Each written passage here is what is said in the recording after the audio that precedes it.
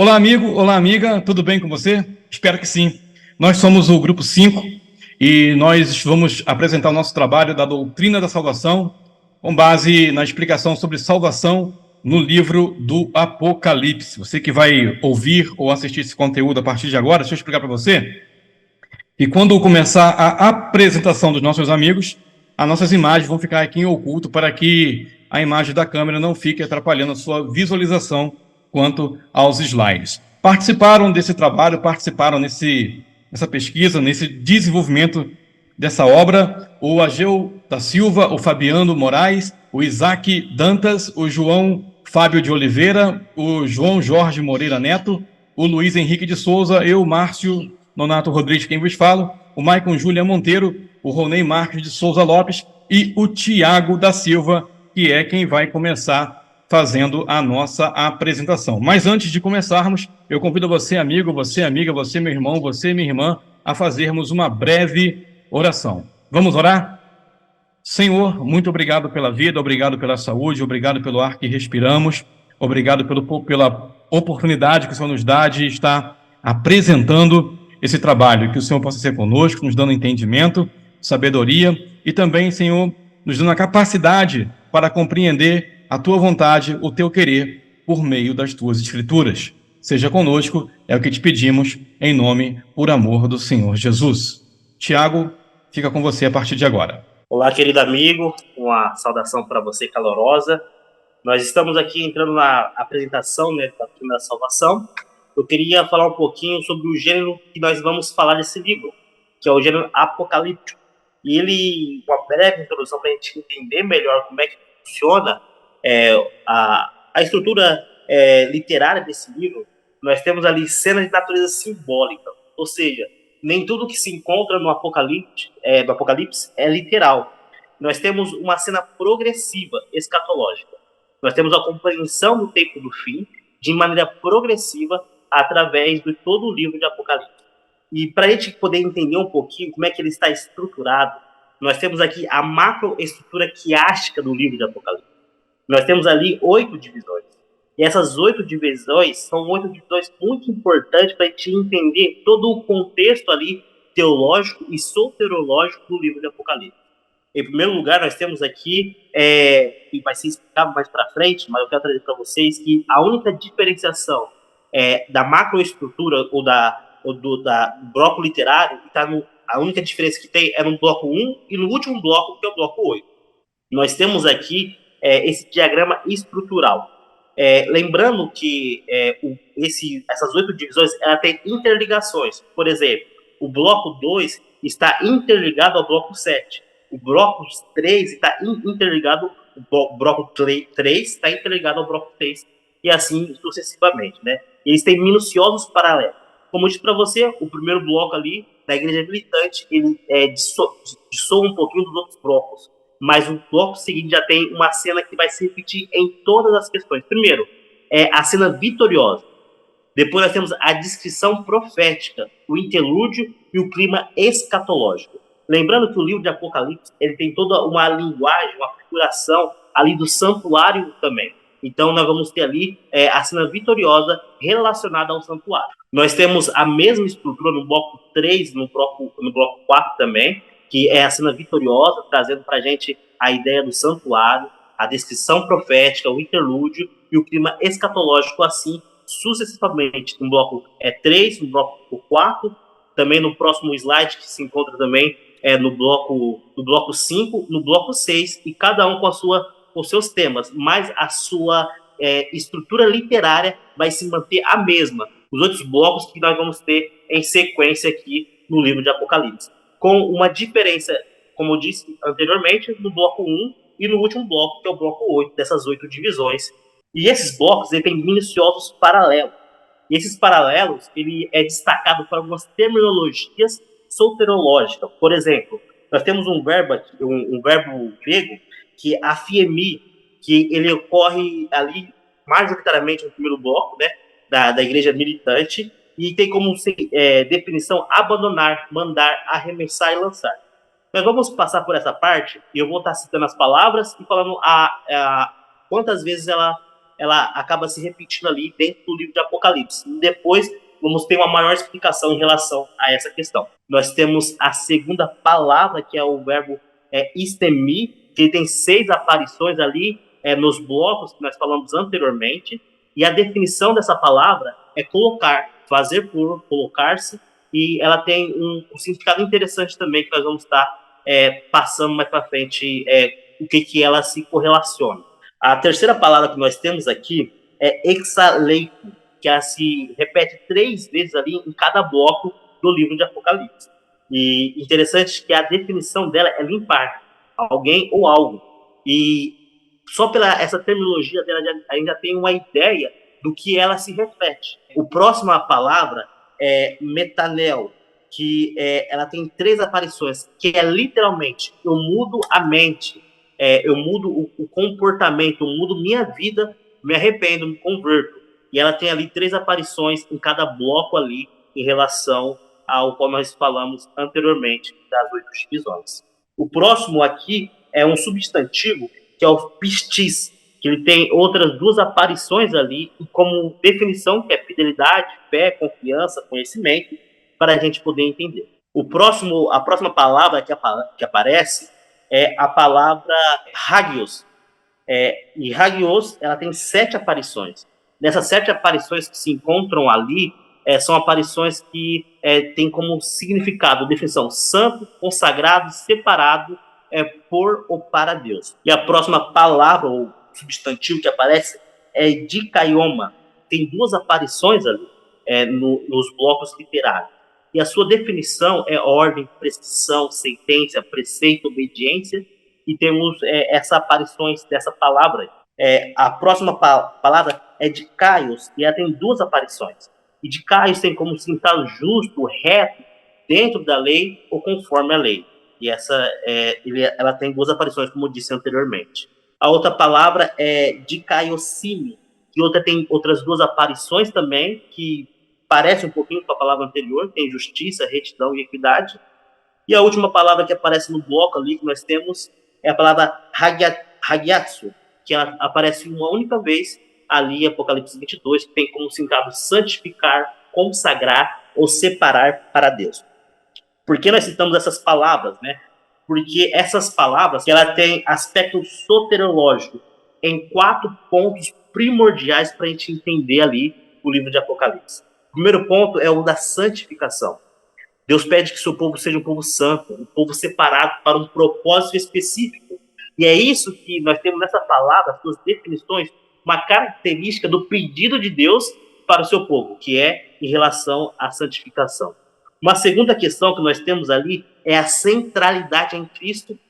O livro de Apocalipse, como eu disse para você no começo, ele vem trazendo uma ideia do santuário, ele nos relembra o santuário. E por isso ele apresenta a Deus como nosso sumo sacerdote e também como nosso advogado. E como nós temos essa centralidade em Cristo, nós entendemos que Cristo ele é a própria razão do santuário existir, porque o sacrifício que era feito representava o nosso Senhor e Salvador Jesus Cristo, e por isso nós temos essa centralidade em Cristo. O outro aspecto importante que nós temos aqui é da atuação divina. É Deus atuando no livro de Apocalipse. E, por fim, nós temos um propósito. O livro de Apocalipse foi escrito com um propósito, o propósito da salvação do ser humano. E essa questão, esse propósito que traz o livro, mostra para a gente o trabalho de Deus. Aquilo que Deus faz para salvar a mim e salvar a você também.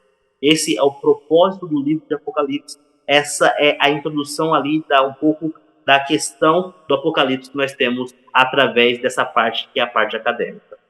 Olá, queridos amigos. Eu vou falar um pouquinho aqui sobre a seção sistemática do livro de Apocalipse. Quando nós vamos para a estrutura narrativa, que envolve ali a problemática, a causa, o meio, né, e a resolução da mensagem de salvação soteriológica do livro do Apocalipse, o livro ele nos apresenta que o grande problema é o quê? O conflito cósmico entre o bem e o mal, o grande conflito, né? Essa é a doença que o livro vai estar apresentando para a gente. A causa também, qual é a causa, né? Esse problema ele vem por causa do quê? Porque o pecado ele é nascido e cultivado no coração de Satanás, ele é espalhado no céu e também na terra, né? Esse é o diagnóstico da doença.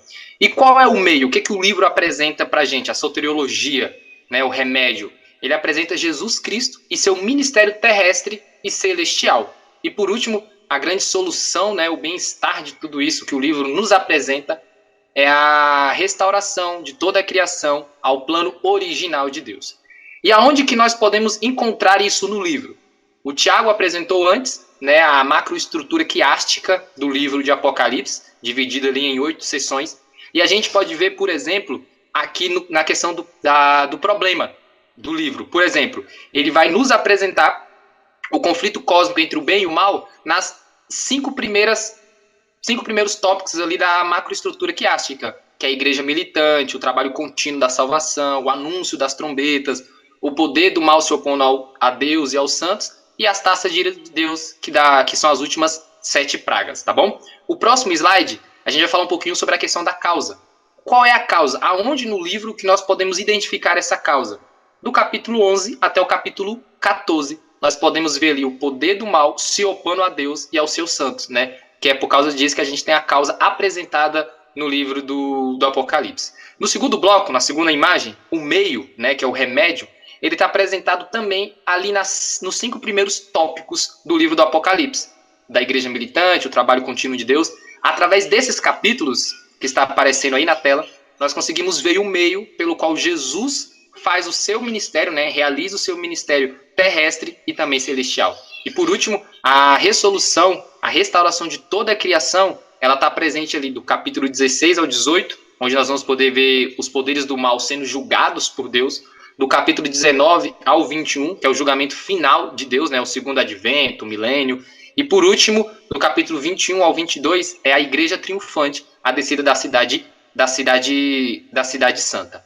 Quando nós vamos para a questão da mensagem soteriológica do livro do Apocalipse, na estrutura dos modelos, né, que a gente tem aí o modelo do conflito, o modelo teológico, o modelo da antropologia, as 3, elas são mencionadas, né, elas aparecem em maior ou em menor grau no livro do Apocalipse. Porém, a ênfase maior ela é dada na questão do conflito. Por isso que eu queria abordar com você aqui agora um pouco mais específico sobre o conflito. A problemática. Qual é a grande problemática do conflito? A gente apresentou que o conflito cósmico entre Jesus, Cristo e Lúcifer. Esse é a grande problemática do conflito.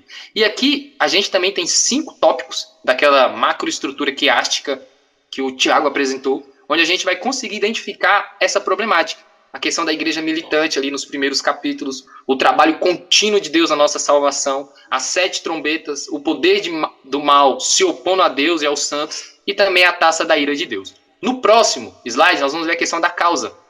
O descontentamento. Qual é a causa do conflito? O descontentamento sem justificativas plausíveis da parte de Lúcifer em relação ao governo de Deus devido ao pecado.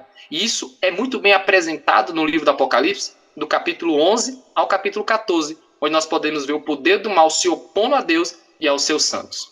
No próximo, na questão do meio, o que é o meio que o livro nos apresenta na visão do conflito? É Deus, ele destrói o governo de Satanás na plenitude do tempo. Nós podemos ver isso do capítulo 16 ao 18, os poderes do mal sendo julgados por Deus, e também já nos últimos capítulos, do capítulo 19 ao 21, que é o julgamento final de Deus, o segundo advento e Cristo. E na visão do conflito, a última é a resolução, que é a genuína paz eterna em todo o universo, que é apresentada de fato ali nos 2 últimos capítulos do Apocalipse, onde a gente vai ver uma igreja triunfante com novos céus e também novas terras. Passando o próximo slide, nós vamos para a mensagem soteriológica cruzando as doutrinas mais evidentes no livro do Apocalipse. No livro do Apocalipse, nós temos vários cruzamentos. É a doutrina de Deus, a doutrina da criação, a doutrina do ser humano. Porém, de todas essas, vamos botar assim, a mais importante, a que mais aparece é justamente a doutrina da escatologia, né? De longe, essa é a doutrina mais apocalíptica de todas. E por isso, ela não poderia ser deixada de ser mencionada, né? De podermos dar um destaque maior. Como você pode ler aí no slide, fala que o apogeu do livro do Apocalipse encontra-se na resolução de maior questões de toda a existência, que é o pecado. No livro, é deixado claro que toda a criação terá novamente acesso ao Éden de Deus e terão acesso à árvore da vida, pois nunca mais haverá morte, já que ela foi vencida e destruída no lago de fogo. Então, essa é a grande mensagem do livro do Apocalipse. essa escatologia, esse conflito contra o mal, para que o pecado deixe de existir e a gente possa ter agora a oportunidade de viver em paz com Cristo novamente. Muito bem, a parte que me cabe, então, fica sobre a aplicação ministerial, a salvação para todos, aqui no livro do Apocalipse, com base bíblica em Apocalipse 14, versículos 6 a 12. E eu convido a você, então, também a abrir a sua Bíblia para que você possa ler esses versículos e assim entender as divisões na qual ele é atribuído. Diz assim o profeta do Senhor: e vi outro anjo voar pelo meio do céu, e tinha o evangelho eterno para proclamar aos que habitam sobre a terra, e todas as nações, e tribos, línguas e povos, dizendo com grande voz: temei a Deus, dai glória, porque é vinda a hora do seu juízo. E adorai aquele que fez o céu e a terra e o mar e as fontes das águas. Li até o versículo 7. O apóstolo João, inspirado pela parte de Deus, nesse capítulo 14, ele detalha o tema da salvação. Ele apresenta, no formato das 3 mensagens angélicas, que nós vamos conferir daqui a pouquinho, que foi revelado ali todo o processo salvífico de Deus para alcançar a raça humana, para alcançar a humanidade. A proclamação da salvação por meio do Senhor e Salvador Jesus Cristo é o último convite de salvação dado ao homem. Ou seja, esse anúncio, essa proclamação é uma responsabilidade minha, é uma responsabilidade sua, na qual nós devemos estar engajados para poder estar pregando esse evangelho. Então, a primeira mensagem angélica que é destacada é a proclamação, como nós lemos aqui em Apocalipse 14, 6 e 7. E tem 3 itens que devem ser destacados. Primeiro, o caráter salvífico, a urgência da mensagem, ou seja, há uma necessidade que essa mensagem seja proclamada, seja anunciada, porque a salvação do Senhor está prestes a se manifestar. Segundo item, a essência da salvação e a proclamação do evangelho, ainda no versículo 6. Ou seja, Cristo é a essência. Cristo se manifestou para salvar a mim, para salvar você, e é Ele que nos restaura, é Ele que traz para nós essa salvação, como diz aqui nessa terceira seção, nesse item C, a salvação envolvente, a restauração da verdadeira adoração a Deus e o papel ainda do 4º mandamento nesse processo de salvação, conforme destaca o Apocalipse 14, versículo 7, que diz assim: adorai aquele que fez o céu e a terra e a fonte das águas. Quando você pega o mandamento na qual se remete o sábado, ele é o único mandamento que aponta a Deus como criador de todos os mundos, como criador da terra, ou seja, o Deus da criação. A segunda mensagem angélica contida no livro do Apocalipse, 14, versículo 8, diz assim: e o outro anjo saiu e seguiu dizendo: caiu, caiu Babilônia, aquela grande cidade que a todas as nações deu de beber do vinho da ira da sua prostituição. Então você vê um contraste da primeira mensagem com a segunda mensagem na questão de salvação e perdição. Deus adverte contra o poder e os dogmas do vinho de Babilônia. Então você vê aqui esse contraste, salvação versus perdição no item A, e a advertência que Deus manda por meio do seu anjo contra os falsos ensinamentos. E tem um convite salvífico nessa questão, para que você saia de Babilônia, para que você saia da falsa doutrina, da falsa soteriologia. Esse é um convite para mim e para você, que nos atentemos quanto a essa mensagem poderosa que Deus tem para nós nos últimos dias. A terceira mensagem angélica se refere à adoração. Apocalipse capítulo 14, versículo 9 a 12, que diz assim: e seguiu o terceiro anjo, dizendo com grande voz: se alguém adorar a besta e a sua imagem e receber o sinal na sua testa ou na sua mão, também o tal beberá do vinho da ira de Deus, que se deitou, não misturando no cálice da sua ira, e será atormentado com fogo, enxofre, diante dos santos anjos e diante do Cordeiro. No versículo 11 diz: e a fumaça do seu tormento sobe para todo sempre, e não tem repouso, nem de dia, nem de noite, os que adoram a besta e a sua imagem, aquele que recebeu o sinal do seu nome. Versículo 12 aqui diz: aqui está a paciência dos santos, aqui estão os que guardam os mandamentos de Deus e têm a fé ou o testemunho de Jesus. Também nessa mensagem tem 3 itens importantes que devem ser destacados, que Deus está alertando sobre a falsa adoração. No versículo 9, Deus chama a atenção para que eu e você saiamos desse falso culto, dessa falsa doutrina, desse falso modelo de culto, para que assim nós possamos não ser coparticipantes das consequências que cairão sobre aqueles que adoram a besta, como nós lemos em Apocalipse 14, versículo 11. E ainda destaca no versículo 12 a características, o caráter do remanescente, daqueles verdadeiros cristãos, daqueles no qual são salvos pelo sangue e pelo nome de Cristo, ou seja, perseverança dos santos que guardam os mandamentos de Deus e têm a fé em Jesus. Portanto, meu amigo, minha amiga, você que me escuta nesse momento, você que nos ouve, se alguém porventura vos pregar um outro evangelho e venha torcer essa palavra, deixe fugir, porque faz parte da falsa adoração. Se alguém vos disser, olha, porque não precisa hoje guardar lei, não precisa guardar mandamento algum, você vai saber que aí está uma apresentação de uma falsa doutrina, de um falso culto, de um falso Deus, de uma falsa religião. Logo, nós entendemos que Deus quer para mim, Deus quer para você salvação.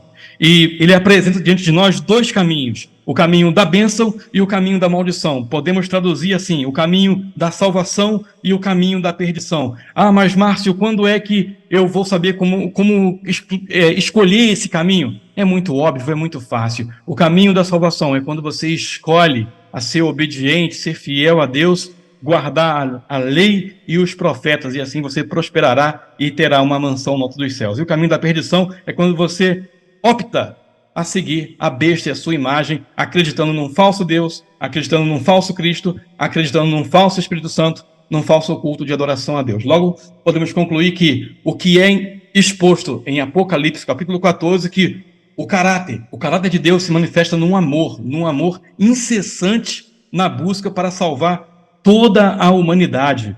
Então, todavia, eu e você, meu amigo, minha amiga, príncipes e princesas do reino de Deus, nós jamais, nunca poderemos esquecer que existe um ser maligno, existe um mal que quer nos separar da presença de Deus, que quer nos separar desse convívio com Deus. Este mal, ele opera por meio desse sistema babilônico de adoração com a falsa trindade, repito, um falso Cristo, um falso Deus, um falso Espírito Santo, esse falso sistema de adoração que luta para controlar a minha e a tua mente, luta para poder ter poder sobre o meu e o teu coração, para dominar a minha e a tua vontade. Diante de vós, hoje eu repito, diante de mim, está 2 caminhos, o caminho da perdição e o caminho da salvação, na qual eu e você devemos tomar uma firme decisão ao lado de Cristo.